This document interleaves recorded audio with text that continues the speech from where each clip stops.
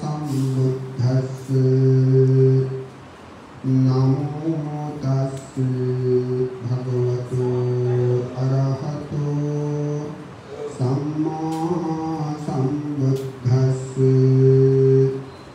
नमो तस्स भगवतो अरहतो सम्मा सम्बुद्धस्स। সেই ভগবান অরহত তথাগত সম্যক সম্বুদ্ধকে গভীর শ্রদ্ধা প্লুত চিত্তে অবনত শিরে বন্দনা নিবেদন করছি। বন্দনা নিবেদন করছি তার আবিষ্কৃত সুব্যাখ্যাত মহান ধর্মকে। বন্দনা নিবেদন করছি তার প্রশংসিত মহান সঙ্গকে। বন্দনা নিবেদন করছি আমার পরম পূজনীয় ধর্মপিতা, যার আশ্রয় না হলে আমি এতটুকু উপনীত হতাম না, যার শিক্ষা না পেলে আমি এতটুকু আপনাদের সম্মুখে কিছু করার সাহস পেত না। এই কারণে প্রতিটি পদে পদে আমি তাকে স্মরণ করি, শ্রদ্ধা করি, বন্দনা নিবেদন করি। আজকেও আমি সেই আমার ধর্মপিতা, আন্তর্জাতিক খ্যাতি সম্পন্ন বৌদ্ধ পণ্ডিত, একাধারে ত্রিপিটক অনুবাদক, পালি শিক্ষক, প্রাবন্ধিক, সাংগঠনিক বহু প্রতিষ্ঠানের জনক ও রক্ষক, পরম পূজনীয় অধ্যাপক যে প্রজ্ঞাবংশ মহাস্থলীর গুরুগান থেকে আমার জীবনে আরেকজন শক্তি সম্পন্ন, যাদের দেখা পেয়ে আমি শ্রদ্ধায় আপ্লুত হয়েছি প্রবৃত্তি জীবনে। তাদের যদি দেখা না পেতাম হয়তো সত্যপাল, এই সত্যপাল হতো না, আরেক ধরনের সত্যপাল হতো। এই কারণে কৃতজ্ঞতা করে স্মরণ করছি, বন্দনা নিবেদন করছি। বাংলাদেশ সংগ্রাম বৃক্ষ মহাসভার ত্রয়োদশতম সংগ্রাস শাসন সভার জ্ঞানবালক পরম পূজনীয় ডক্টর জ্ঞানশ্রী মহাস্থলী মহোদয়গণ থেকে আমি আরও কৃতজ্ঞতা জানাতে চাই এবং বন্দনা নিবেদন করছি স্মরণ করে, যার স্নেহ না থাকলে, পিতৃসম স্নেহ দান না করলে হয়তো এই জীবন থাকতো কিনা এটাই অনেকটা সন্দেহ ছিল। এই গ্রামের জন্মজাত কৃতি সাঙ্গিক ব্যক্তিত্ব, যিনি এই বিহারকে স্বপ্ন দেখেছিলেন উন্নতি করবেন বলে, এই গ্রামটাকে স্বপ্ন দেখেছিলেন প্রতিটি ঘরে ঘরে শিক্ষিত করবে বলে, ধর্মের আলোকে আলোকিত করবে বলে, যার স্বপ্ন নিজে করতে না পারলেও বর্তমানে বাস্তবায়িত হচ্ছে। এই গ্রামের জন্মজাত বাংলাদেশ ভিক্ষু প্রশিক্ষণ সাধনা কেন্দ্রের আজীবন মহাপরিচালক প্রয়াত ভিক্ষু সুগত প্রিয়দান থেকে কৃতজ্ঞতা জানাচ্ছি, পুণ্যদান করছি আমার সুখে দুঃখের সাথে আয়ুষ্মান আলোকা বংশ ভৈরব মহোদয়কে এবং এই বিহারের অধ্যক্ষ বোধি শ্রী ভৈরব মহোদয়কে, শ্রমণ সংঘ সাধক সাধিকাগণ যারা সদ্ধর্ম দেশে শ্রবণ করতে এসছেন, প্রত্যেক উপাসক উপাসিকার প্রতি বক্তব্য শুভ আশীর্বাদ জানাচ্ছি। যারা আয়োজন করেছেন বিহার পরিচালনা কমিটি তথা গ্রামবাসী, আশেপাশে মুসলিম সমাজ, হিন্দু সমাজ, বৌদ্ধ সমাজ, খ্রিস্টান সমাজ, প্রত্যেকের প্রতি সমভাবে আশীর্বাদ করছি, পুণ্যদান করছি। দেব নাগ যক্ষ ভূত প্রেত সহ সকল প্রাণীকে জন্মান্তরে আমার সঞ্চিত পুণ্যরাশি দান করছি। তারা আমার এই পুণ্য অনুমোদন করে সুখী হোক, দুঃখ থেকে মুক্তি লাভ করুক, এই কামনা করছি। আপনারা প্রত্যেকেই তিনবার সাধুবাদ দিয়ে অনুমোদন করছেন।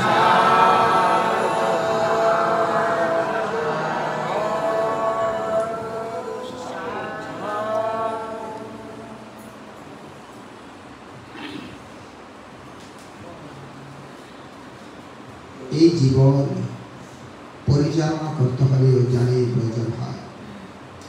জ্ঞান যদি না থাকে জীবন পরিচালনা হয়তো বলবে জ্ঞান যদি না থাকে তাহলে আমরা সংসার করলাম কী করে, জ্ঞান যদি না থাকে আমার ছেলেপুলে হলো কী করে, নাতি নাতনি বা হলো কী করে, আমার ছেলে মেয়েরা মানুষ হলো কী করে, শিক্ষিত হলো কী করে, আমার ছেলে মেয়ে নাতি নাতনিরা এখন বিদেশে যাপন করছে, অনেক অনেক টাকা তারা জোগাড় করেছে, বিল্ডিং করেছে, অনেক জায়গায় সম্পত্তি করেছে, অনেক দান করেছে। যদি বুদ্ধি না থাকতো, জ্ঞান না থাকতো, তাকে হতো এটা সাধারণ একটা জ্ঞান, এটা সাধারণ একটা জ্ঞান। এই সাধারণ জ্ঞান সাধারণ প্রাণীর মধ্যেও আছে। সাধারণ প্রাণীরাও যেটা সে খাবে, যেটা খাদ্য সে খায়, অখাদ্যকে সে খায় না, অখাদ্যকে সে খায় না। সাধারণ প্রাণী জানে কার সাথে যুদ্ধ করলে সে জিত হবে, কার সাথে যুদ্ধ করলে সে পরাজিত হবে। যার সাথে পরাজিত হবে সে তার সাথে কখনো যুদ্ধ করে না, যার সাথে জিত হবে তার সাথে যুদ্ধ করে। অথবা সমসমান যদি কৌশলগত কোনো কারণে যদি অ্যাপ্লাই করতে পারে, প্রয়োগ করতে পারে, তাহলে জিতব। এইরূপ তার সমসমানের সাথেও যুদ্ধ করে। তাদেরকেও বলা যাবে জ্ঞানী। আমরা তো কখনো বলবো না পশুরা কখনো জ্ঞানী হতে পারে, আমরা কখনো বলবো না পশুরা জ্ঞানী, কিন্তু পশু পশুর মতো জ্ঞানী হয়, মানুষও মানুষের মতো জ্ঞানী হয়, কিন্তু পণ্ডিতের মতো জ্ঞানী হয় না, পরম মানুষের মতো জ্ঞানী হয় না। এই কারণে প্রত্যেক মানুষকে প্রচেষ্টা করতে হয় পরম মানুষ হওয়ার জন্য, শ্রেষ্ঠ জ্ঞানী হওয়ার জন্য। কারণ জীবনটাকে যদি জ্ঞানী না হয়, জীবনটাকে দুঃখ রূপে দেখে না, জীবনটাকে সুখ রূপে দেখে। এই জীবনটাকে শুধু উপভোগ করতে চায়, শুধু পেতে চায়, উপভোগ করতে চায়। প্রচুর কষ্ট করে, প্রচুর খাটে, টাকা পয়সা কামায়, খাওয়ার জন্য আর কিছুর জন্য না, উপভোগ করার জন্য আর কিছুর জন্য না। এইভাবে উপভোগ করে করেও জীবন একেবারে অন্তিমে যায়, তারপরে বলে আমার জন্য খাবার আনো, আমি খাবো। জীবন অন্তিমে গিয়ে উপভোগ করতে যায়, উপভোগ করে করে জীবন চলে যায়, নিঃশ্বাসিত হয়। প্রকৃতপক্ষে জীবনটা এমন কখনো হয় না। জীবন উপভোগ করার চাইতে উপলব্ধি করা হচ্ছে সবচেয়ে শ্রেষ্ঠ। প্রতিটি মুহূর্তে, প্রতিটি সময়ে উপলব্ধি করা জীবনটাকে, আমার জীবনটা কেমন, কেনই বা মনুষ্যত্ব জীবন, আর প্রাণের জীবন বা কেন। এইভাবে প্রতিটি মুহূর্তে প্রশ্ন উৎপন্ন হওয়া অন্তরের মধ্যে। কোনো জ্ঞানী যদি পান, সাথে সাথে প্রশ্ন করা, এই জীবন কেন এমন হয় জিজ্ঞেস করা। এইভাবে জেনে জেনে প্রতিটি মুহূর্তে বিবেক জাগ্রত করা, সংবেগ জাগ্রত করা, এটাই হচ্ছে উপলব্ধির বিষয়। এই জীবনটাকে যে যতই উপলব্ধি করতে পারবে, সে ততই শ্রেষ্ঠত্ব লাভ করতে পারবে। যেই মানুষ উপলব্ধি করতে পারবে না, সে কখনো শ্রেষ্ঠত্ব লাভ করতে পারবে না, কখনো শ্রেষ্ঠত্ব লাভ করতে পারবে না। শুধু উপভোগ উপভোগ উপভোগ, জীবন কখনো শ্রেষ্ঠত্ব হতে পারবে না। এই উপভোগ জীবন তো সাধারণ প্রাণীরাও করে, তাই না? সাধারণ প্রাণীরাও তো উপভোগ করে, তাদের জীবনটাই উপভোগ উপভোগ করেই করে জীবন চলে যায়। কিন্তু একটি বিবেক জাগ্রত করতে পারে না, একটি বোধ শক্তি জাগ্রত করতে পারে না, একটি উপলব্ধি করার তাদের সেই শক্তি হয় না। কি উপলব্ধি? যেটা নিজের মঙ্গল হয়, অপরের মঙ্গল হয়। এই উপভোগের মধ্যে যে দুঃখ, সেটা তারা কখনো দেখে না। উপলব্ধির মধ্যে শুধু সুখ রূপে দেখে। আমরা মানুষ, আমরা জানি উপলব্ধির মধ্যেও দুঃখ হতে জানি, কিন্তু যেই সময় উপলব্ধি হয়, যে সময় উপভোগ হয়, যে সময় দুঃখ পায়, সেই সময়েই যায়, এরপরে বেমানু ভুলে যায়, এরপর আমাদের স্মরণ থাকে না। এই কারণে আমাদেরকে বিবেক জাগ্রত করে না, সংবেগ জাগ্রত করে না। যদি আমরা প্রতিটি মুহূর্তে সংবেগ জাগ্রত হতো, নিশ্চয়ই আমরা প্রত্যেক মানুষ পরম মানুষ হতে পারতাম, পরমার্থ হতে পারতাম। পরম মানে কি? শ্রেষ্ঠ, শ্রেষ্ঠ মানুষ হতে পারতাম। আমরা পারি না। যাই কিছু করি না কেন, আমরা যখন দান করি তখন আমাদের উপলব্ধি আসে না।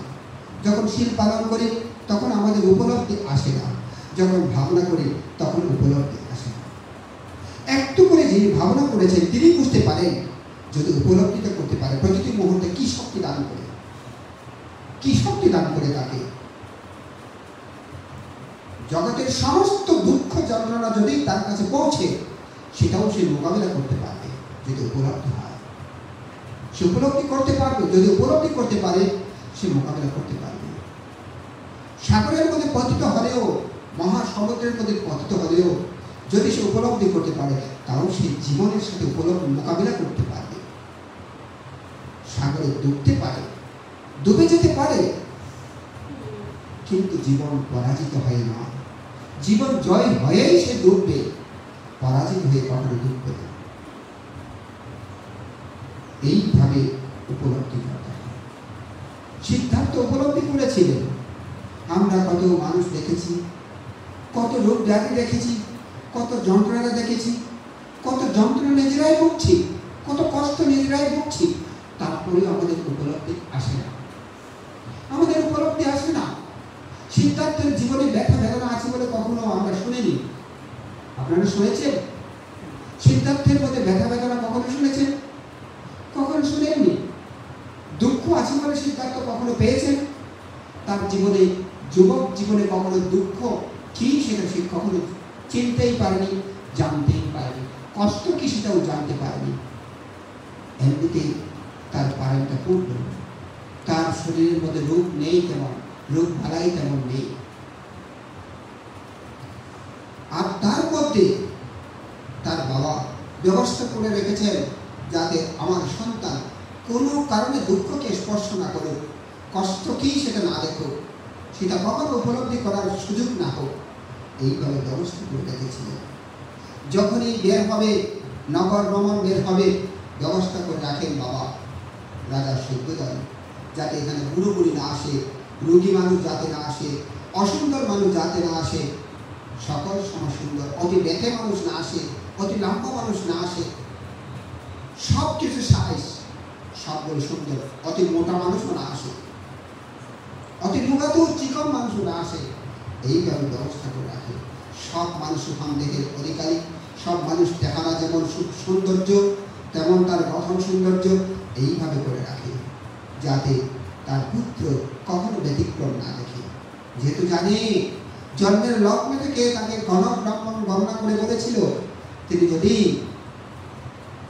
গৃহে জীবন থাকে তাহলে চক্রবর্তী রাজা হবে, আর যদি তিনি গৃহত্যাগ করেন তাহলে তিনি বুদ্ধ হবে। একজন মাত্রই বলেছিলেন কুন্তি, তিনি বলেছিলেন তিনি একমাত্র বুদ্ধই হবেন, আর কিছু না। তবু বাবা তো ছেলেকে কখনো হারাতে চায় না। আমার সন্তান হারাক সেটা চায় না, আমার সন্তান সন্ন্যাসী হোক সেটা চায় না, আমার সন্তান বনে জঙ্গলে কষ্ট পাচ্ছে তা কোনো বাবা চায় না। আমার সন্তান ধারে ধারে সন্ন্যাসীর মতো ভিখারির মতো ভিক্ষা করে করে খায় সেটা কোনো সন্তান চায় না, কোনো বাবা চায় না, কোনো মা চায় না। সকল সময় চায় আমার বলে সুখী থাকুক, আমার বলে আনন্দ থাকুক আমার সোনা। আমার সোনা হোক এই পৃথিবীর মধ্যে শ্রেষ্ঠ, আমার সোনা হোক সবার মধ্যে শ্রেষ্ঠ। আমার সোনা সকল সব মানুষ ভয়ে আতঙ্কে শ্রদ্ধায় তারা মাথা মতো করুক, এটাই প্রত্যেক বাবা চায়, প্রত্যেক মা চায়। এই কারণে তো বুদ্ধ হবেন জেনেও তিনি তার সন্তানকে কখনো তিনি গৃহত্যাগ করে কামনা করেন, কামনা করেছিলেন রাজ চক্রবর্তী হওয়ার জন্য। কারণ রাজ চক্রবর্তী হয়তো যুদ্ধ করতে হয় না, যে রাজ্যে চায় সেই রাজ্যে তারা মাথা বেঁধে মাথা নত করে স্বীকার করে নেয়, এমন তো চেয়েছিল রাজা সত্যধন। যেই মানুষটি কখনো মৃত দেখেনি, যেই মানুষটি কখনো ব্যাধি দেখেনি, যেই মানুষটি কখনো মৃত্যু দেখেনি, এই মানুষটি যখন প্রথম তিনি মৃত্যু দেখেছিলেন আশ্চর্য হয়েছিল। এটা কি? এই মানুষটি কে? এই ছাড়লাও, তুমি থামো তো, এই যিনি সামনে হাঁটছে সে কে? দুই পায়ে কোলাই না, আর একটা লাঠি নিয়ে লাঠির মধ্যে ভর করে হাঁটছে, তাও তো দেখতে পাচ্ছি সে কাঁপছে, কেঁপে কেঁপে হাঁটছে। কেন এমন? হাঁটতে পারছে না, মনে হচ্ছে এই করে যাবে, এই করে যাবে। রাজকুমার তিনি হচ্ছে বৃদ্ধ। বৃদ্ধ বৃদ্ধ আবার কেউ হতে পারে? বৃদ্ধ আবার কেউ হতে পারে? বৃদ্ধ মানে কি? যার কালো চুল পাকা হয়ে গেছে, সুন্দর দাঁতগুলো পড়ে গেছে, চোখের দৃষ্টি কমে গেছে, এই শরীরের টান টান চামড়াগুলো লোপ হয়ে গেছে। আগে যে দৌড়ার শক্তি ছিল সেই দৌড়ার শক্তি এখন নেই। আগে যে কথা বলার শক্তি ছিল সেই কথা বলার শক্তি এখন নেই। আগে হাঁটার শক্তি ছিল, এখন হাঁটার শক্তি নেই। একেই বলে বৃদ্ধ, একেই বলে বৃদ্ধ।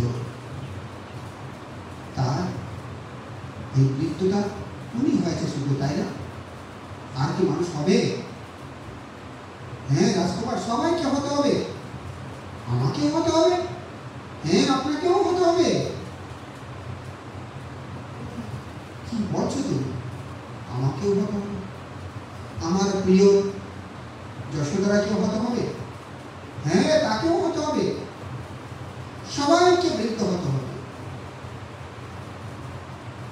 কারণ রাজা শুদ্ধোধন বয়স হলেও রাজা তো বৃদ্ধত্ব দেখা যায় না। এই কারণে সে বুঝতেই পারেনি এমন বৃদ্ধ হবে। শরীরের মধ্যে কোনো মাংস নেই, সব হাড়গুলো দেখা যায়। বলল ছন্দ, আর আজকে ফিরে চলে রাস্তা, ফিরে গেলেন। এখন বিমলা এত আনন্দ, যারা নাচ করছে তারা নাচ করছে, নাচিয়ে নাচ করছে, গায়কেরা গান গাচ্ছে, বাজনা বাদকরা অভিনব অভিনব বাজনা সুর তাল লয় তুলে দিচ্ছে। সেই দিকে রাজকুমার কোনো দুঃখের নেই। রাজকুমার শুধু চিন্তায় করছে, ওহ আমাকে বৃদ্ধ হবে, এত সুঠাম দেহ এত জীর্ণ হবে, এত টান টান চামড়া এটা লোন হয়ে যাবে, আমার এত কালো চুল এটা সাদা হয়ে যাবে, এত সুন্দর দাঁত খসে পড়ে যাবে। বাবারে বাবা, এই তো ভয়ঙ্কর, এটা ভয়ঙ্কর।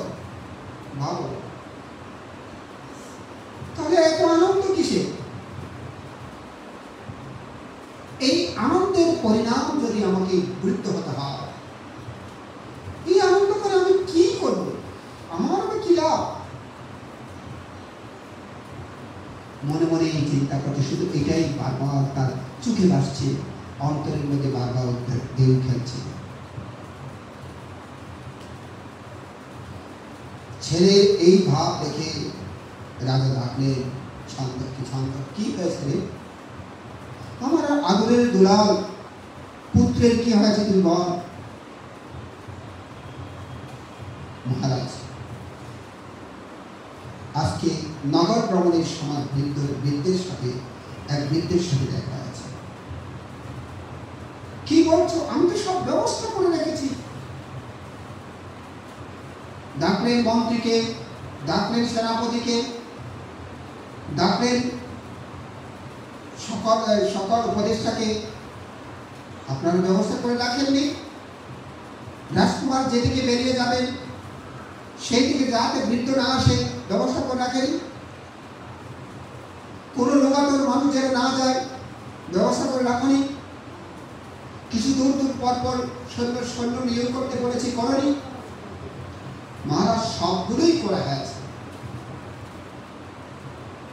তারপরেও কেন এমন হলো মহারাজ জানি না, কেন এমন হলো জানি না। সবগুলো ঠিকঠাক, কোনো ব্যতিক্রম নেই, তারপরে হয়েছে।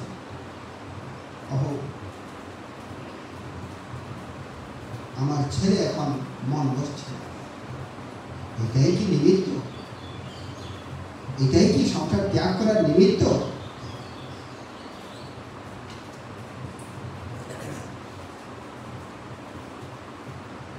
আরো কিছুদিন অতিক্রম হলো। কিছুদিন অতিবাহিত হওয়ার পরে আবার, কারণ এখানেও ভালো লাগছে না, নাচ গানগুলো আর ভালো লাগছে না, বাজনাগুলো ভালো লাগছে না, আবার ছন্দকে বলছে ছন্দ, আজ আবার নগর ভ্রমণে বের হব।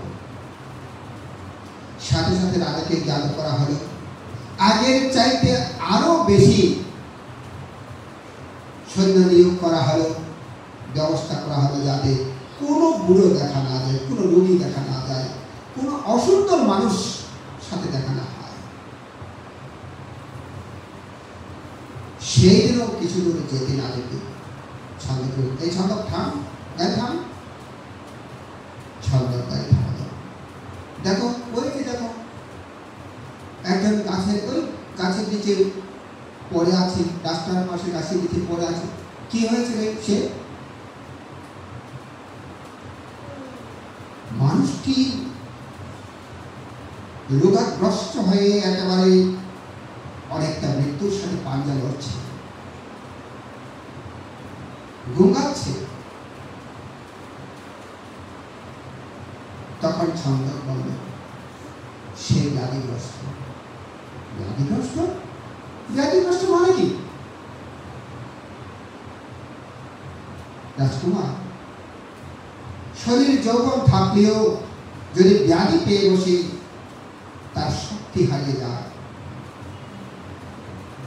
শরীর যৌবন থাকলেও, সৌন্দর্য থাকলেও যদি ব্যাধি পায়, সৌন্দর্যটা হারিয়ে যায়। শরীর যতই শক্তি থাকুক না কেন, যদি ব্যাধি পেয়ে বসে সমস্ত শক্তিও হারিয়ে যায়, চলন শক্তিও দুর্বল হয়ে যায়, প্রচুর ব্যথা বেদনায় কাটরায়, কাটতে হয়। তাই নাকি? হ্যাঁ, দেখতে পাচ্ছেন তো আপনি।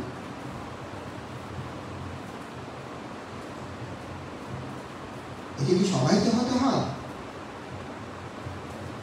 সবাইকে হয়তো বেশিরভাগ মানুষের হয়, হয় না এমন বলা যায় না। কোনো কোনো পুণ্যবানী মানুষ এই ব্যাধি নাও হতে পারে, আজীবন নাও হতে পারে, কিন্তু এটা একেবারে বলতে হবে মিরাকল, নলে হবেই হবে, ব্যাধি হবেই হবে। আমাকেও কি হতে হবে?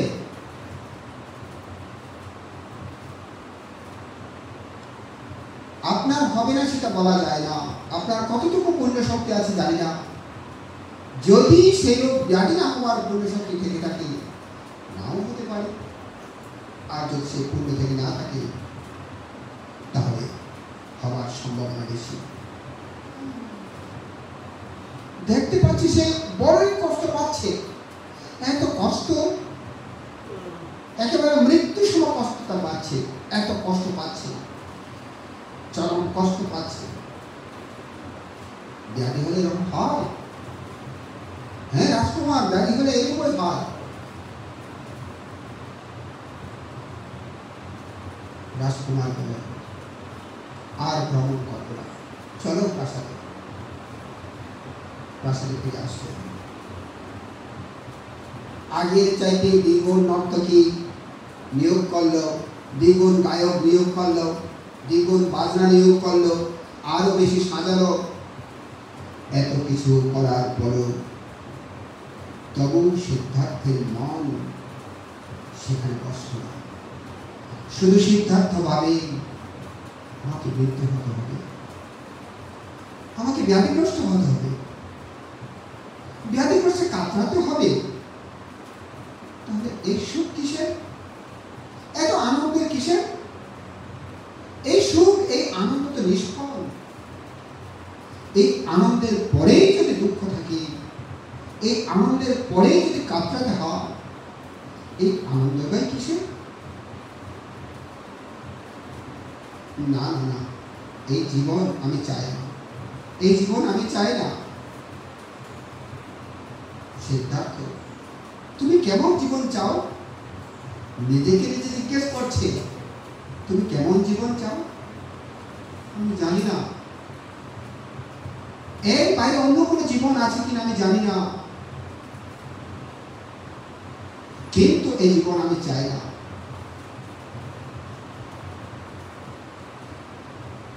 আবারও সেই সিদ্ধান্তের আনমনা রাজা সত্যদেবের কানে পৌঁছল।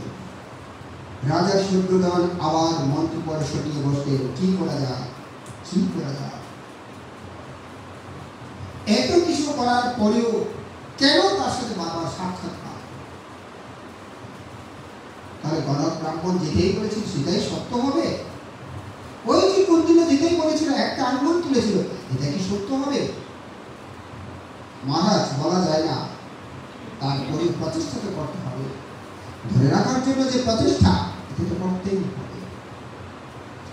আরো দ্বিগুণ করল এখন, যাতে কোনো বৃদ্ধ কোনো কিছু না আসে, ব্যবস্থা করা হবে। কিছুদিন অতিবাহিত না হতে আবারও বেরিয়ে পড়লেন নগর ভ্রমণে। কিছু দূর যেতে না যেতে ছন্দকে বললেন, এই ছন্দ থাম থাম থাম থাম তো। থামলেন। কি রাজকুমার, ওই যে তুমি দেখতে পাচ্ছ না সামনের দিকে, দেখো দেখো,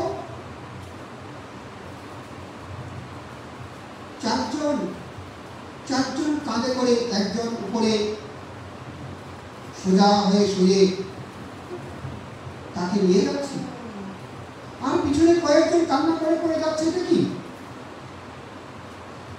বলছে মৃত্যু, মৃত্যু, মৃত্যু, মৃত্যু। আবার সেটা কি? মরে গেছে। মরে গেছে মানে কি? কারণ মরে গেছে এর সাথে পরিচয় নেই, মৃত্যু এর সাথে পরিচয় নেই।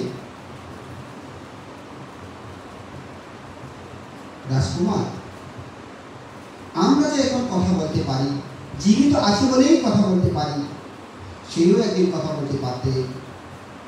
আমরা মাঝে মাঝে হাসি ঠাট্টা করি, সেও একদিন হাসি ঠাট্টা করতে পারতেন। তিনি চোখে দেখতে পারতেন, আমরা যেমন চোখে দেখতে পাই, তিনি চোখে দেখতে পারতেন। আমরা যেমন কানে শুনি, সেই কানে শুনতে পেতেন। আমরা যেমন আহার করতে পারি, ভালো মন্দ বুঝতে পারি, সেও আহার করতে পারতেন, ভালো মন্দ বুঝতে পারতেন। এখন পারে না।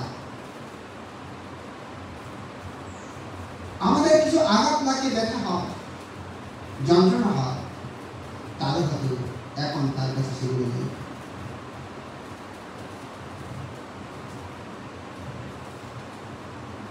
এটাই কি মৃত্যু? হ্যাঁ, চোখ থেকেও দেখা যাবে না, সে দেখে না, মুখ থেকেও কথা বলতে পারে না, হাত থেকেও নাড়াচাড়া করতে পারে না, অর্থাৎ সম্পূর্ণরূপে প্রাণবায়ু চলে গেছে। যে প্রাণবায়ুটা আছে, প্রাণবায়ু চলে গেছে।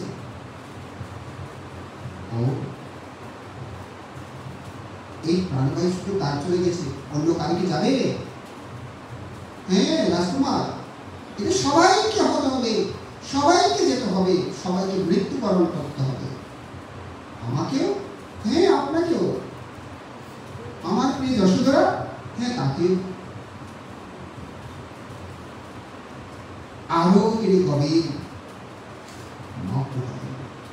তবে তাকে কোথায় নিয়ে যাচ্ছে? শ্মশানে। শ্মশান মানে কি? যেখানে মৃত ব্যক্তি ফেলে দেওয়া হয়, যেখানে মৃত ব্যক্তিকে নিয়ে মাটি চাপা দেওয়া হয়, যেখানে মৃত ব্যক্তিকে নিয়ে দাহ করা হয়। কেন দাহ করবে? কেন মাটি চাপা দেবে? কেন বা ফেলে দেবে? কারণ তাকে যদি ঘরে রাখে, লোকালয়ে রাখে, জনসমাজে রাখে, সেই পচে যাবে, ফুলে যাবে, পচে যাবে, দুর্গন্ধে চারিদিকে ছড়িয়ে পড়বে, মানুষের রোগ সৃষ্টি হবে। কেন দুর্গন্ধ হবে? যাবে, তার যে প্রাণবায়ু নেই। ও প্রাণবায়ু না থাকলে পচে যায়, হ্যাঁ পচে যায়। প্রাণবায়ু না থাকলে দুর্গন্ধ ছড়ায়, হ্যাঁ দুর্গন্ধ ছড়ায়। প্রাণবায়ু আছে বলে, জীবিত ইন্দ্রিয় আছে বলে আমাদের মধ্যে সেই দুর্গন্ধ হয় না, সেই দুর্গন্ধ হয় না। তার দুর্গন্ধ হবেই হবে যদি না থাকে। অতএব তাকে এখন নিয়ে যাচ্ছে পোড়ার জন্য, পুড়ে ফেলবে। কারণ অশুচি পদার্থ রাখলে, এই অশুচি পদার্থ একজনের কারণে, একটা অশুচির কারণে হাজার হাজার লক্ষ লক্ষ মানুষ ব্যাধিগ্রস্ত হবে, তারাও মৃত্যুবরণ করবে। এই কারণে তাকে শ্মশানে নিয়ে যাচ্ছে সৎকার করার জন্য। তাহলে সবাইকে যারা মরে যায় সবাইকে শ্মশানে নিয়ে যায়? হ্যাঁ সবাইকে শ্মশানে নিয়ে যায়। সবাইকে কি পুড়ে দেয়? হ্যাঁ সবাইকে পুড়ে দেয়। সবাইকে তো মাটি ঘরতে নিচে দেয়, সবাইকে দেয়। আমাকেও দিবে রাজকুমার? আপনার যদি মৃত্যু হয় আপনাকেও দেবে। আমার বাবারা আমাকে ত্যাগ করবে?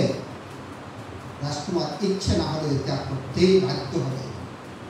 আমার প্রিয় দর্শকেরা, যতই প্রিয় হোক না কেন ত্যাগ করতেই হবে। আরো দুঃখে পড়লেন, আরো চিন্তিত হলেন। ছন্দ আর হবে না, চল প্রাসাদে ফিরে চল, ফিরে গেল। আরো গভীর গভীর চিন্তায় মগ্ন হলেন। কি করবো, কি করবো, এর উপায়টা কি? উপায় খুঁজে পাচ্ছেন না। এই আনন্দের পরিণাম যদি মৃত্যু হয়, আনন্দের পরিণাম যদি পৌঁছে যায়, আনন্দের পরিণাম যদি খসে পড়ে দেহ থেকে মাংসগুলো, আনন্দের পরিণাম যদি এই দেহের অস্তিত্ব না থাকে, তাহলে আনন্দ কেন করব? কিসের আনন্দ?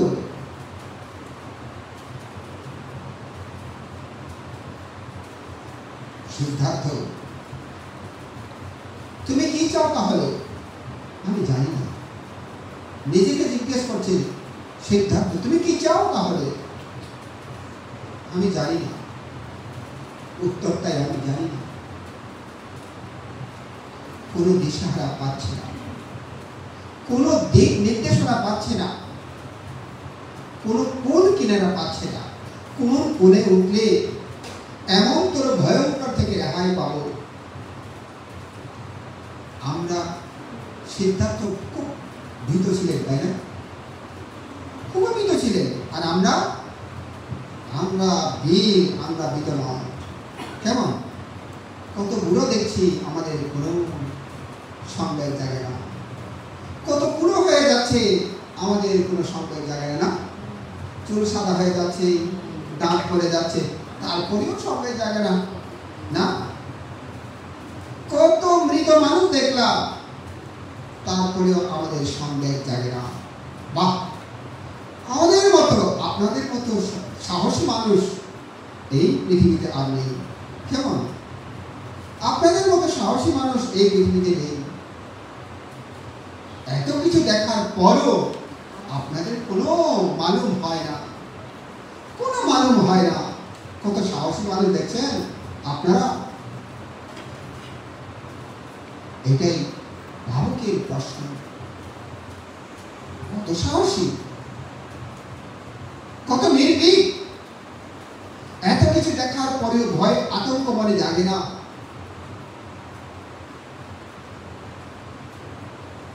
সিদ্ধার্থ কি করবেন কিছুই ভাবতে পারছে না। না ভালো লাগছে গান, না ভালো লাগছে নাচ, না ভালো লাগছে বাজনা, না ভালো লাগছে প্রাসাদ, না ভালো লাগছে খাবার, কিছুই ভালো লাগছে না। সে শুধু এই পরিণাম হতে মুক্তি চায়, এই পরিণাম হতে মুক্তি চায়। কিন্তু মুক্তির উপায় কি? মুক্তির উপায় কি খুঁজে পাচ্ছে না। মুক্তির উপায় কি? প্রশ্নের উত্তর নেই। মনকে কোনো কারণে প্রবল দিতে পারছে না। মন ছটফট করছে। কতদিন পর আবার ছন্দকে বলল ছন্দ চল আবার নগর ভবনে বের হল। আবার বেরুলেন নগর ভবনে।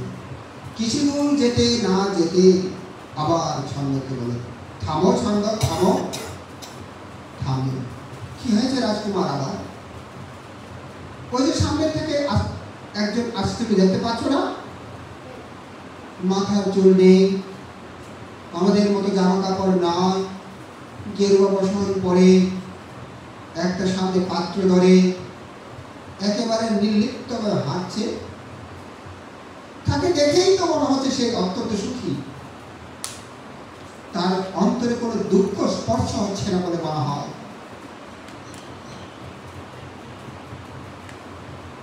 ছন্দক বলে রাজকুমার প্রকৃতপক্ষে তারা সুখী। হ্যাঁ, তারা সুখী। তাদের ধন সম্পদ কি আছে?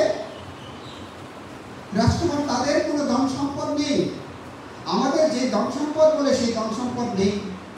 তাদের কাছে একটি ধন সম্পদ আছে, সেটি হচ্ছে সন্তুষ্টতা। তাদের কাছে একটি ধন সম্পদ আছে, সেটাই হচ্ছে সন্তুষ্টতা। যেখানেই থাকি না কেন তারা সন্তুষ্ট হয়ে থাকতে পারে। ভিক্ষা করে যা পায় তাতেই সে সন্তুষ্ট হয়। যেদিন পায় না সেদিনও সন্তুষ্ট, যেদিন পায় সেদিনও সন্তুষ্ট। বৃক্ষের নিচে অবস্থান করিয়ে সন্তুষ্ট, আকাশের নিচে অবস্থান করিয়ে সন্তুষ্ট, অজর দ্বারা বৃষ্টির মধ্যে ভেজেও সন্তুষ্ট, কনকনে শীতে বসেও সন্তুষ্ট, তীব্র গরমেও সন্তুষ্ট। অসন্তুষ্ট বলতে তাদের কাছে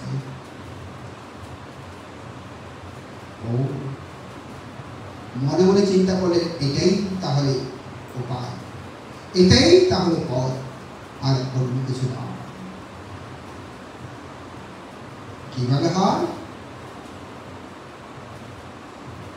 রাজকুমার ঘর বাড়ি সংসার বিষয় সম্পত্তি সমস্ত কিছু ফেলে তারা চলে যায়।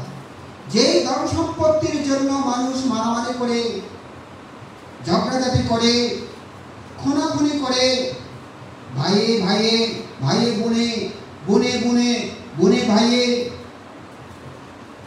মা মা ছেলে, মা মেয়ে, আত্মীয় আত্মীয়, আত্মীয়ের সাথে আত্মীয়, সমাজের সাথে সমাজ, দেশের সাথে দেশ যুদ্ধ হয়। যে সম্পত্তির জন্য সেই সমস্ত সম্পত্তি তারা পিছনে ফেলে চলে যায়। যে স্ত্রী পুত্র কন্যা নিজে না খেলেও তাদেরকে খাওয়ানোর জন্য ব্যবস্থা করতে হয়, তাদেরকে ভরণ পোষণ করার জন্য ব্যবস্থা করতে হয়, এই সমস্ত কিছু ত্যাগ করে তিনি একাকিত্ব জীবন যাপন করেন। এই কারণে নিজের জন্য তেমন কিছুই তার প্রয়োজন হয় না। দুমুঠো ভাত পেলেই যথেষ্ট। যেদিন পায় সেদিনও সন্তুষ্ট, যেদিন পায় না সেদিনও সন্তুষ্ট। এই কারণে বৃক্ষতলে বসেও সন্তুষ্ট, আকাশের নিচে বসেও সন্তুষ্ট, অজর দ্বারা বৃষ্টির মধ্যেও সন্তুষ্ট, প্রখর রৌদ্রের মধ্যেও সন্তুষ্ট, কনকনে শীতের মধ্যেও সন্তুষ্ট। তার পিছু টান বলতে কিছুই নেই।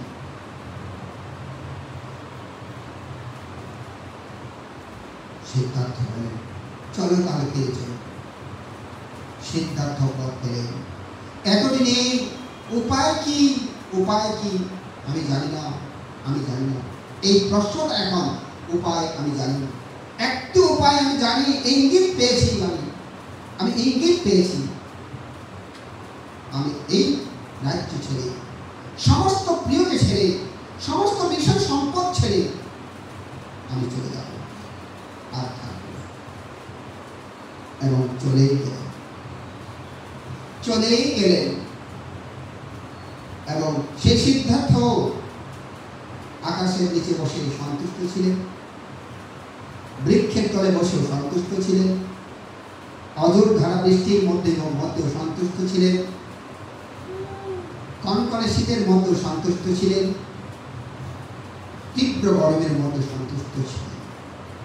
যেদিন পায় সেদিন খায় তাতেও সন্তুষ্ট, যেদিন পায়নি সেদিন খায়নি তাতেও সন্তুষ্ট।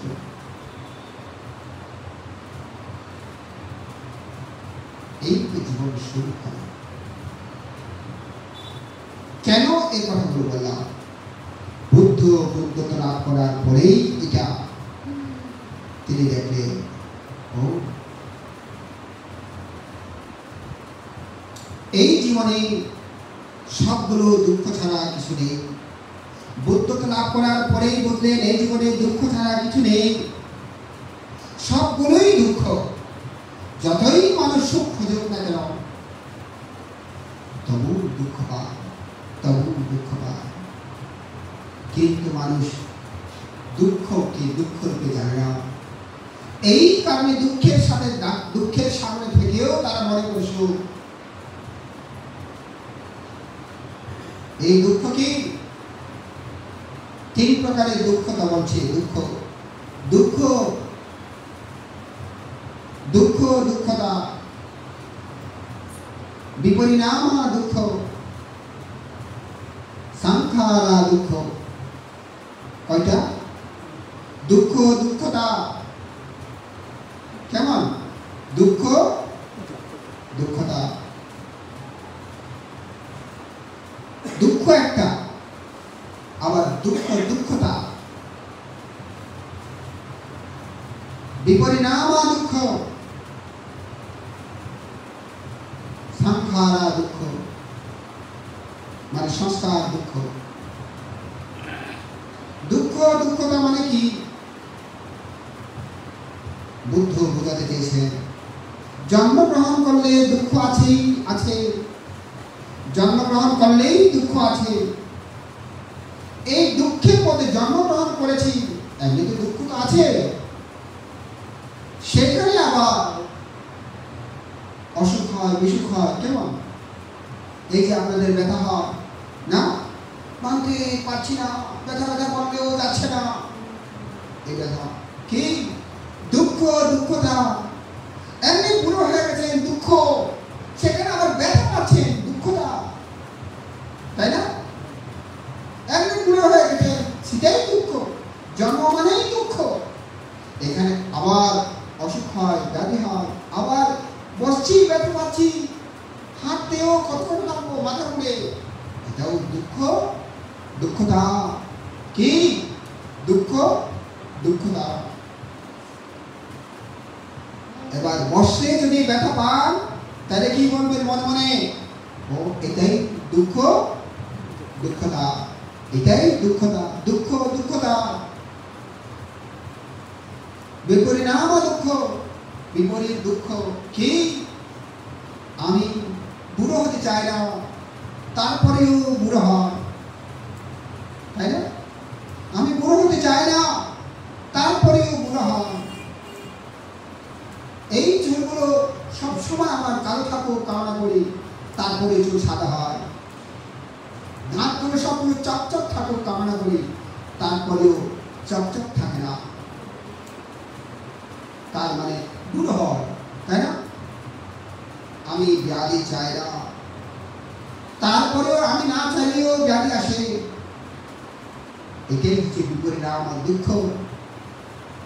আমি মরণ চাই না, মরণ না চাইলেও আমার কাছে মরণ আসে। এই কারণে দুঃখ। এইগুলো হচ্ছে বিপরিণাম দুঃখ।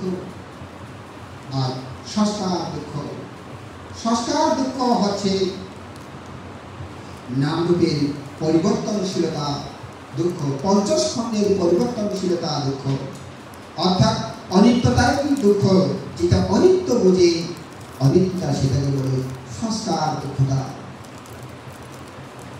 এই যে তিনটা দুঃখতা যখন চিন্তা করে মনের প্রতি সংবেগ জাগ্রত হয়, বিবেক জাগ্রত হয়। বিপরিণাম দুঃখ যখন চিন্তা করে মনের প্রতি সংবেগ জাগ্রত হয়, বিবেক জাগ্রত হয়। আপনাকে জ্ঞান করার জন্য উৎসাহ দান করে, ভাবনা করার জন্য উৎসাহ দান করে, এগুলো শীল পালন করার জন্য উৎসাহ দান করে, দান করার জন্য উৎসাহ দান করে। এইগুলো যখন এগুলো বুঝে দুঃখতা, বিপরিণাম আর দুঃখতা এইগুলো যখন বুঝে সে দান না করে থাকতে পারে না, আর কৃপণ হয়ে থাকে না, কৃপণ হয়ে আর থাকে না। কেন? দুঃখের মধ্যে দুঃখ আছে, দুঃখের মধ্যে আরো দুঃখ আছে। এই কারণে, কারণ দুঃখের মধ্যে যাতে দুঃখ না আসে সেটা সবার চায়, এই কারণে সে দান না করে থাকতে পারে না, শীল পালন না করে থাকতে পারে না। বিপরিণাম আর দুঃখ, একদিন বৃদ্ধ হয়ে যাব, একদিন আমার শক্তি হারিয়ে যাবে, সেই সময় আর আমি শীল পালন করতে পারবো না, সেই সময় আর আমি ভাবনা করতে পারবো না। এই কারণে আগেভাগে ভাবনা করব। দেখলেন তো, এখন তো ভাবনা করতে আসছে, একেবারে হাঁটতে পারে না, চলতে পারে না, এগুলোই ভাবনা করতে আসে। ঠিকভাবে সোজা হয়ে দাঁড়াতে পারে না, ভাবনা করতে পারে। হ্যাঁ, লড়া দেখছি, হ্যাঁ লড়ছে না, লড়ছে তারা ভাবনা করতে এগুলো।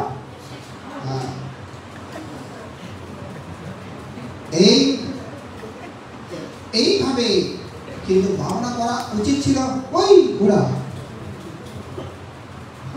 ভাবনা করা উচিত ছিল, এই অল্প বয়সে ভাবনা করা উচিত ছিল, কিন্তু তারা এখনো বুঝবে না, তারা এখনো বুঝবে না। এখন তো ছেলে মেয়েরা অন্ততপক্ষে বলে না, অন্ততপক্ষে ওরা অষ্টশীল পালন করে, তাই না?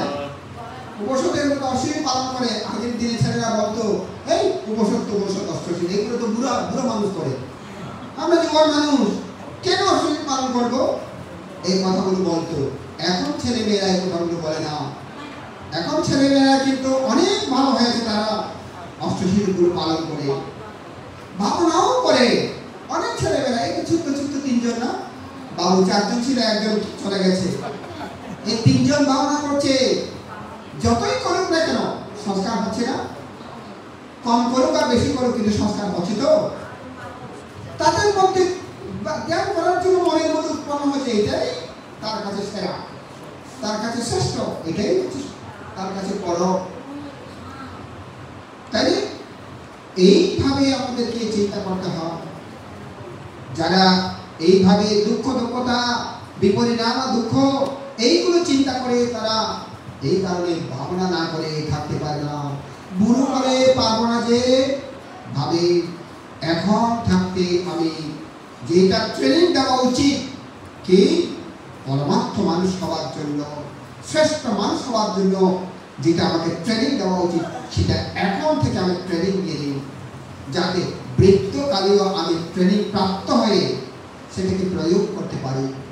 যখন জড়াই আসবে আমি যেন প্রয়োগ করতে পারি, যখন ব্যাধিগ্রস্ত আসবে তখন যেন আমি প্রয়োগ করতে পারি, মৃত্যু যখন আসবে তখনও যেন আমি এই ট্রেনিংটা প্রয়োগ করতে পারি। এই প্রতিষ্ঠা করার জন্য এখন থেকে আমি ভাবনা করব, আমি সাধনা করব, এইভাবে ভাবতে বাধ্য হয়।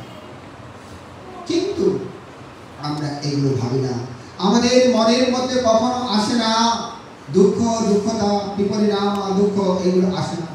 যখন ভাবনা করতে যায়, ভাবনা যখন করে, ভাবনা করে যখন একটু সমাহিত হয়, সমাহিত চিত্ত হয়, একটু চিত্ত সমতা হয়, একাগ্রতা যখন হয়, চিত্তকে যখন দেখতে বলে, চিত্তকে একটার পর একটা আলম্বনকে যখন দেখে, প্রতিটি আলম্বন এক একটি আলম্বন, এক একটি চিত্ত।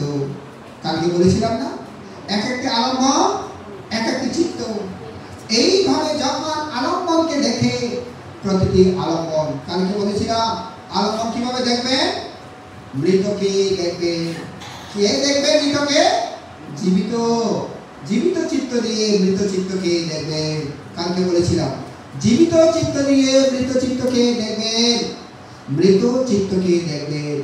এইভাবে মৃত চিত্তকে দেখলে, দেখার সাথে দেখতে দেখতে দেখতে দেখতে দেখতে দেখতে দেখতে যখন মৃত, সম্পূর্ণ মৃত হয়ে যাওয়া চিত্তকে অদৃশ্য হয়ে যাওয়া পর্যন্ত যখন দেখে কোনো ভাবনাকারী, তখন আরো একটা চিত্ত উৎপন্ন হয়, দেখা যায়।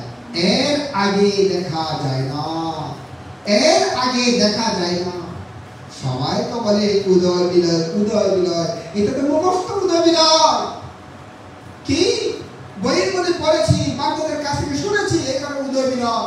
ভাগ্যে আমি উদয় বিলয় ধ্যান করছি, তাই নাকি? হ্যাঁ, আমি তো উদয় বিলয় ধ্যান ছাড়া কিছুই করছি না। মারে বাবা, আপনি তো অনেক বড় জ্ঞানী। হ্যাঁ বান্ধব, আমি অনেক বড় জ্ঞানী। বাহ, আপনি তাহলে মনে হয় মার কথার বলা লাভ করবেন। হ্যাঁ বান্ধব, আমার কাছাকাছি আছে। পাগল মানুষ আর কি, যত তুলে সে আরো ফুলে যায়। কি ফান দিলে ভুলে যায়, হ্যাঁ ফান দিলে ভুলে যায়। আপনি তো মার লাভ করবেন, হ্যাঁ তাহলে কাছাকাছি গেছি। ফান দিলে বল, ফুটবল ফান দিলে ভুলে যায়, বেলুন ফান দিলে ভুলে যায়। সে জানে না, ধর্মের দ জানে না, সেই মনে করে মানলাভ করবে। সেই উদয় মিলে যা করছে। এইভাবে চিত্ত প্রতি আলম্বনকে নিঃশেষ পর্যন্ত না দেখা পর্যন্ত উৎপত্তিকে দেখা যায় না, উৎপত্তিকে দেখা যায় না। আর চিত্ত যদি একাগ্র না হয়, চিত্ত যদি একাগ্র না হয়, কখনো এই চিত্ত নিঃশেষ পর্যন্ত দেখা যায় না। নিঃশেষ কেন? চিত্তকে ধরতেও পারে না, আসছে যাচ্ছে, আসছে যাচ্ছে, আসছে যাচ্ছে, চিত্তকে ধরতে পারে না। স্থিতি চিত্তকে একটু করে দেখে, আর একটা স্থিতি চিত্তকে ধরতে যায়, ওই স্থিতি চিত্ত কেউ ধরে রাখতে পারে না। বিনাশটাকে কখন ধরবে? উৎপত্তি স্থিতি বিনাশ, একটি চিত্তের মধ্যে তিনটা ক্ষণ। কি? উৎপত্তি স্থিতি বিনাশ। এই একটি চিত্তের মধ্যে তিনটি ক্ষণ, এটা হচ্ছে উৎপত্তি স্থিতি বিনাশ। ও উৎপত্তিকে দেখে না, স্থিতিটাকে দেখে, বিনাশটাকেও দেখে না। একাগ্রতা না হওয়ার পর্যন্ত স্থিতিকেও ভালো করে ধরতে পারে না। একাগ্রতা হলে স্থিতিকে একটু করে ধরতে পারে। আর স্থিতিকে যখন ধরতে পারে, স্থিতি চিত্তকে যখন ধরতে পারে, ধীরে ধীরে বিনাশ চিত্তকে ধরতে পারে। তারপরে ধীরে ধীরে বিনাশ চিত্তের দিকে যায়। এই বিনাশ চিত্তকে দেখতে দেখতে দেখতে দেখতে দেখতে দেখতে একেবারে বিনাশ হয়ে গেছে, হয়ে গেছে, হয়ে গেছে, হয়ে গেছে, হয়ে গেছে। আবছা আবছা দেখছি, সেটাও বুঝে গেছে, আমার মধ্যে প্রবাহ রয়ে গেছে, সেটাও যখন দেখি, দেখার যখন শিখে, একবার দুইবার তিনবার পাঁচবার 10 বার 100 বার যখন শিখে, তখনই উৎপত্তিকে দেখে, তখনই উৎপত্তিকে দেখে। এর আগে উৎপত্তিকে দেখে না। এইভাবে উৎপত্তিকে দেখে শিখে তখনই বুঝতে পারে উৎপন্ন হলে বিলয় হবে হবে, উৎপন্ন হলে বিলয় হবে হবে, এর আগে জানতে পারে না। এইভাবে নাম রূপের পরিবর্তনশীলতা, নাম রূপের অনিত্যতাকে তখনই যখন ধরতে পারে, তখন সংস্কার দুঃখতা, সংস্কার দুঃখতা, তখন বলে সংস্কারা দুঃখতা, সংস্কার দুঃখতা। এখন সংস্কার দুঃখতা রূপে দেখে, ও মানে উৎপন্ন মাত্রই বিলয় হয়, উৎপন্ন বিষয়ে বিলয় হয়, তার মানে সংস্কার দুঃখতা। এটা কি? পঞ্চস্কন্ধের সংস্কার দুঃখতা। ও উৎপন্ন এই দেহ পঞ্চস্কন্ধ বললে পঞ্চস্কন্ধ মৃত্যু হতে হয়, পঞ্চস্কন্ধ বললে পঞ্চস্কন্ধ মৃত্যু হতে হয়। শুধু তাই না, প্রতিদিন এই পঞ্চস্কন্ধের মধ্যে কি জীবকোষ, জীবকোষ প্রতিদিন মিনিটে মিনিটে সেকেন্ডে সেকেন্ডে হাজার হাজার লক্ষ লক্ষ জীবকোষ উৎপন্ন হয়। ঠিক আছে পুষ্পিতা? হ্যাঁ ঠিক আছে। হ্যাঁ, তোমার নামটা বলি অর্পিতা। হ্যাঁ, তুমি?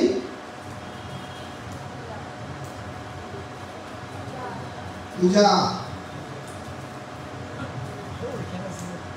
এই যে এগুলো কি প্রতিটি মুহূর্তে শরীরে প্রতিটি মুহূর্তে লক্ষ লক্ষ জীবকোষ উৎপন্ন হয়। বুঝছো? জীবকোষ উৎপন্ন হয়, জীবকোষ উৎপন্ন হয়। আবার প্রতিটি মুহূর্তে মুহূর্তে জীবকোষ মৃত্যুবরণ করে। বুঝলেন তো? যখন এখন পুষ্পিতা, অর্পিতা, পূজা, তাদের মধ্যে নব, তারপরে প্রান্ত, তারপর নীরব, তাদের মধ্যে জীবকোষ এখন উৎপন্নের সংখ্যা বেশি, মৃতের সংখ্যা খুব কম। হ্যাঁ, উৎপন্নের সংখ্যা বেশি, লক্ষ লক্ষ উৎপন্ন হচ্ছে, মৃত হচ্ছে কম, হাজার হাজার হচ্ছে আর কি। এই কারণে কিন্তু এই মিলেন্দু বাবুর কাছে, প্রদীপ বাবুর কাছে, ফণীভূষণ বাবুর কাছে, সিকদার বাবুর কাছে, তারপরে মানস বাবুর কাছে, তাদের কাছে জীবকোষ উৎপন্ন কম হয়, জীবকোষ উৎপন্ন হচ্ছে বটে, তার চাইতেও মৃত্যু বেশি হয়। এই কারণে তারা এখন বুড়োর দিকে চলে যাচ্ছে, এই কারণে তারা এখন বুড়োর দিকে চলে যাচ্ছে। এইভাবে যখন দেখি প্রতিটি মুহূর্তে জীবকোষ উৎপন্ন হয়, জন্মগ্রহণ করে মৃত্যুবরণ করে, জন্মগ্রহণ করে মৃত্যুবরণ করে, জন্মগ্রহণ করে মৃত্যুবরণ করে, প্রতিটি মুহূর্তে মুহূর্তে লক্ষ লক্ষ জীবকোষ উৎপন্ন হয়, মৃত্যু হয়, উৎপন্ন হয়, মৃত্যু হয়। এইভাবে যখন দেখে এই পঞ্চস্কন্ধতাও অনিত্য রূপে দেখে, যখন কেমন পঞ্চস্কন্ধতাও অনিত্য, অনিত্য, অনিত্য, পঞ্চস্কন্ধতাও অনিত্য। পঞ্চস্কন্ধ কি কি বলেছিলাম তো, ভুলে গেছেন? পঞ্চস্কন্ধ কি কি? বলুন বলুন, এক একজন এক একটা বলুন, বলবো কোনো অসুবিধা নেই, বলুন। পঞ্চস্কন্ধ কি কে বলতে পারবে? কেউ বলতে পারবে না। রূপ, বেদনা, সংজ্ঞা, সংস্কার, বিজ্ঞান। রূপ, বেদনা, সংজ্ঞা, সংস্কার, বিজ্ঞান, এটা হচ্ছে পঞ্চস্কন্ধ। কি কি? রূপ, বেদনা, সংজ্ঞা, সংস্কার, বিজ্ঞান, এটাই হচ্ছে পঞ্চস্কন্ধ। আর চক্ষু, কর্ণ, নাসিকা, জিহ্বা, ত্বক, মন, এটা হচ্ছে ষড় ইন্দ্রিয়। ষড় ইন্দ্রিয়, একে ষড়ায়তন বলে, ষড় ইন্দ্রিয় ষড়ায়তন বলে। কেমন? তাহলে পঞ্চস্কন্ধ কি কি?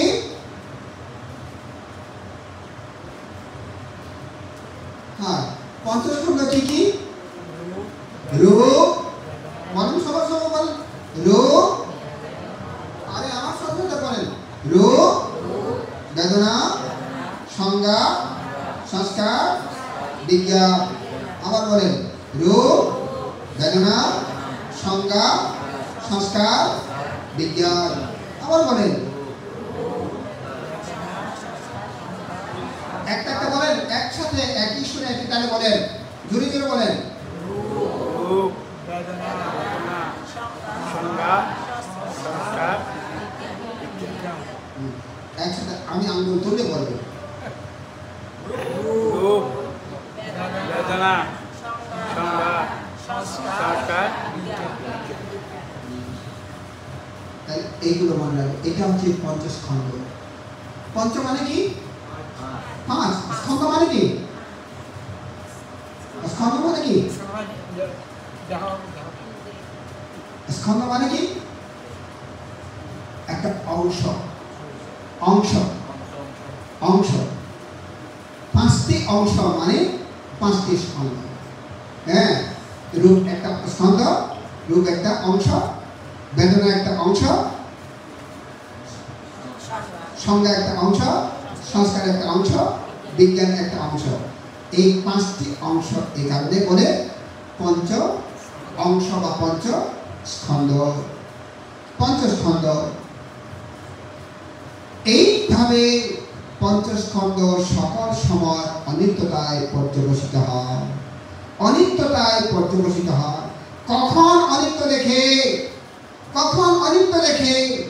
যখন বিলয় হতে হতে হতে বিলয় হয়। শুধু বিলয় হতেই দেখে। প্রথমে তো বিলয় শিক্ষা দেওয়া হচ্ছে না, মরা চিত্তকে দেখো, মরা চিত্তকে দেখো, তাই না?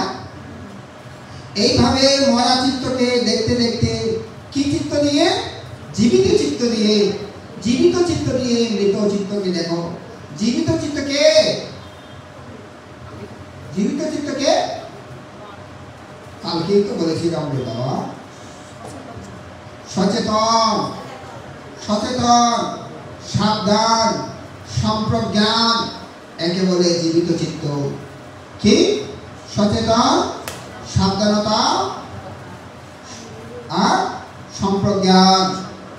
সচেতনতা, সাবধানতা, সম্প্রজ্ঞান, একে বলে জীবিত চিত্ত। কেমন? জীবিত চিত্ত। আর আলম্বন ক্ষয় হয়, আলম্বন লয় হয়, আলম্বন নিঃশেষ হয়, একে বলে মৃত চিত্ত। একে কি বলে? মৃত চিত্ত। বললাম না, প্রতিটি আলম্বন এক একটি চিত্ত। বুঝলেন তো?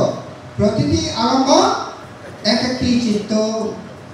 খেয়াল রাখুন, বারবার বারবার এই কথাগুলো বলা হচ্ছে, কালকেও বলেছি, পরশু বলেছি, বারবার বলা হচ্ছে খেয়াল রাখার জন্য।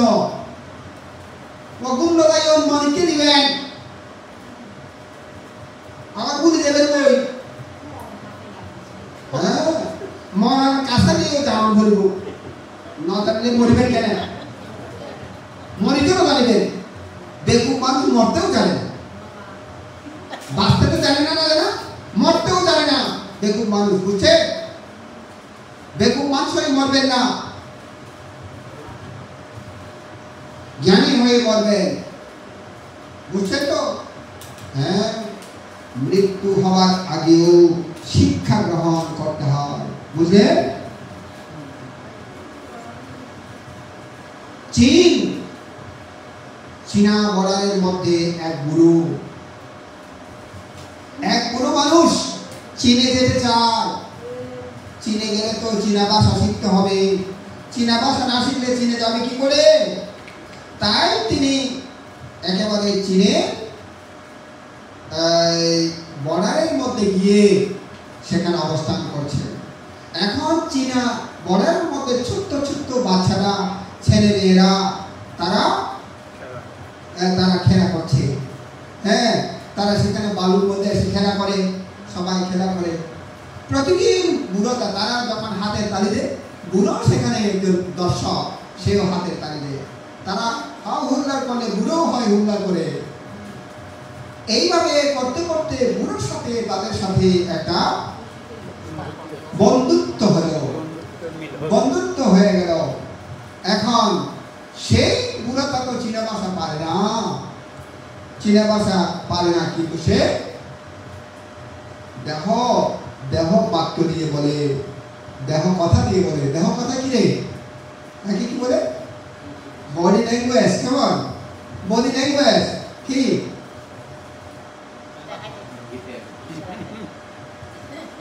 না? ঠিক আছে না? এইভাবে এইভাবে করতে করতে এখন সেই যখন বলে এটা এইভাবে হয়ে গেছে, তারা একটা কথা বলে, ও এটা, তখন সেটা শিখে। হ্যাঁ, তখন সেটা শিখে হা হা যখন করে, এই যে হা করে এটা কি জিজ্ঞেস করে, তারা আরেকটা বলে ছেড়ে দাও। খুব ছোট্ট ছোট্ট বাচ্চারা, যদি কথা শিখতে চাও ছোট্ট বাচ্চাদের সাথে মিশে যাও, ছোট্ট বাচ্চারা অনেক কথা শেখাতে পারে। হ্যাঁ, এই কারণে এই বুড়োটা এখন শিখছে।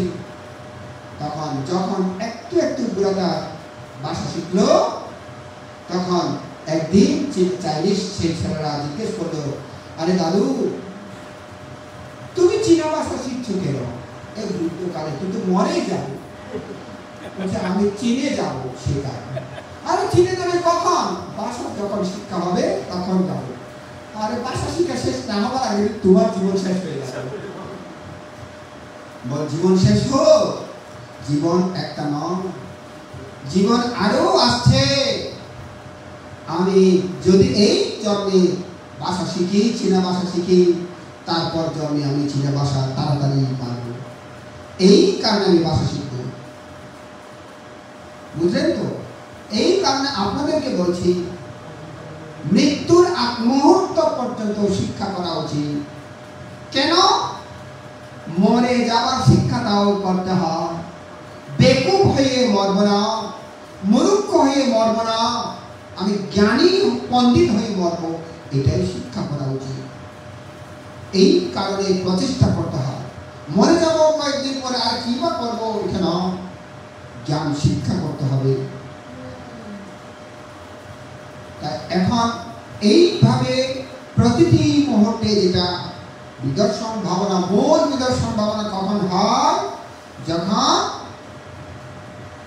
সংস্কার দুঃখতাকে নিয়ে করে, যখন সংস্কার দুঃখতাকে নিয়ে ভাবনা করে, তখন বিদর্শন ভাবনা হয়। এর আগে বিদর্শন ভাবনা হয় না। দুঃখতা নিয়ে বিদর্শন ভাবনা হয় না। দুঃখতা নিয়ে বিপরিণাম, দুঃখতা নিয়েও বিদর্শন ভাবনা হয় না। হ্যাঁ, সেখানে বিবেক জাগ্রত করতে পারে, সংবেগ জাগ্রত করতে পারে, কিন্তু মূল বিদর্শন ভাবনা যখন করবে, তখন কিন্তু সংস্কার দুঃখতাকে নিয়ে বিদর্শন ভাবনা করতে হয়। বুঝলেন তো? সংস্কার দুঃখতাকে নিয়ে বিদর্শন ভাবনা করতে হয়। তাহলে সংস্কার দুঃখতা কি? অনিত্য, অনিত্য, অনিত্য, বিনাশী, বিনাশী, বিনাশী, মৃত, মরে যাচ্ছে, মরে যাচ্ছে, মরে যাচ্ছে।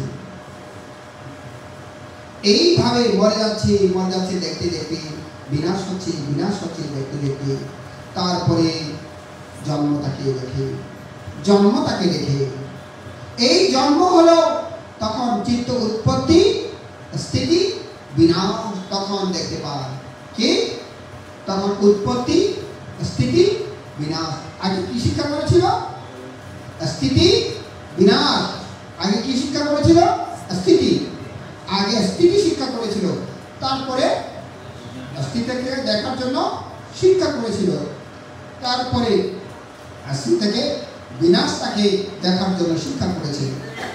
বিনাশটাকে দেখার পরে, বারবার দেখার পরে, তারপরে উৎপত্তিকে শিক্ষা করতে পারে। এর আগে উৎপত্তিকে শিক্ষা করতে পারে না। যখন উৎপত্তিকে শিক্ষা করে, উৎপত্তি, স্থিতি, বিনাশ, উৎপত্তি, স্থিতি, বিনাশ। রূপালোকে চক্ষুলোকে বিয়ারোপং সাদারোপং এতে সাতন্হা নিবিসমানা নিবিসতি এতে নিরুজ্যমানা নিরুজ্যতি। মহাশয় পদ্মার সূত্রের মধ্যে বলছে, চক্ষুলোকে বিয়ারোপং সাদারোপং। এই চক্ষু জগতের মধ্যে, চক্ষু জগতের মধ্যে প্রিয়রূপ, সাদরূপ। প্রিয়রূপ, প্রিয় যখন লাগে তখন স্বাদ জাগে। হ্যাঁ, ভালো লাগে, স্বাদ জাগে। এটা নিমিষমানা নিমিষতি স্থিতিমান স্থিতিমান। স্থিতি রূপটা স্থিতি রূপে রেখে, নিরুজ্যমানা নিরুজ্যতি, আবার নিরুদ্ধ যেটা হয় সেটাও নিরুদ্ধ রূপে রেখে। এইভাবে দেখে,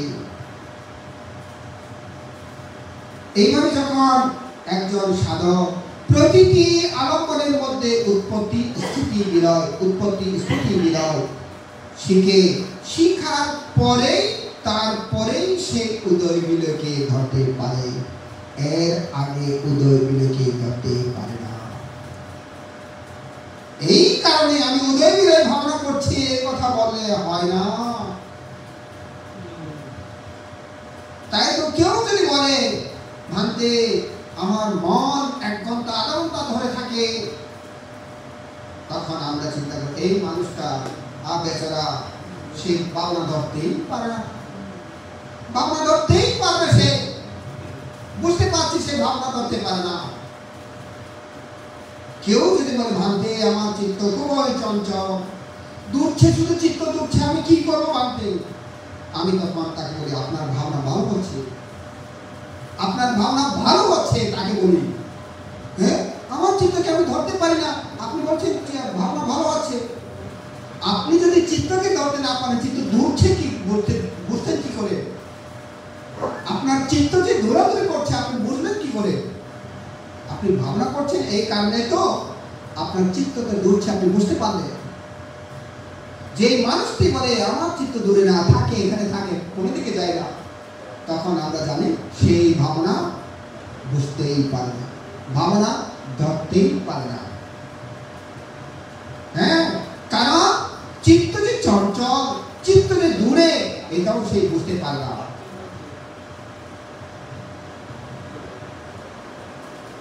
এই কারণে চিত্তকে ধরার জন্য জ্ঞান থাকতে হয়। জ্ঞান না থাকলে চিত্তকে ধরতে পারে না। কেউ কেউ মোহিত হয়ে থাকে, সে বলে মানতে আমার কাছে কিছু দেখা যাবে না, কিচ্ছু না, কোথায় যায় আমি নিজেও জানি না। মোহিত হয়ে থাকে। যখন মোহিত হয়ে থাকে তখন ব্যথা হয় না, ব্যথা অনুভব হয় না। কেন? মোহন হয়ে থাকে। ব্যথা অনুভব হওয়ার সময় কোথায়? এখানে বিজ্ঞান নাই, বিজ্ঞানটা কোথায়? মোহের মধ্যে। মোহের মধ্যে বিজ্ঞান, এখানে বিজ্ঞান নাই, ব্যথার মধ্যে বিজ্ঞান নাই, তাই না? ঘরের মধ্যে যখন সিরিয়াল চলে না, টিভিতে যখন সিরিয়াল চলে, এমন করে দেখে থাকি না, করে দেখে থাকি, হ্যাঁ, তখন ব্যথা লাগে না। কারণ মনটা তো টিভিতে ঢুকিয়ে দিয়েছে, বিজ্ঞানটা টিভিতে ঢুকিয়ে দিয়েছে, ব্যথা লাগবে কোথায়? এখানে তো মন নাই, এখানে বিজ্ঞান নাই, অতএব এখানে ব্যথা নাই। কারণ ওখানে একটার পর একটা, যখন সেখানে নায়িকারা কান্না করে সেও কান্না করে, নায়িকা যখন কান্না করে সেও কান্না করে, হ্যাঁ, গুন্ডা যখন মারে তখন দুঃখ লাগে, নায়ক যখন মারে হ্যাঁ মা মা মা,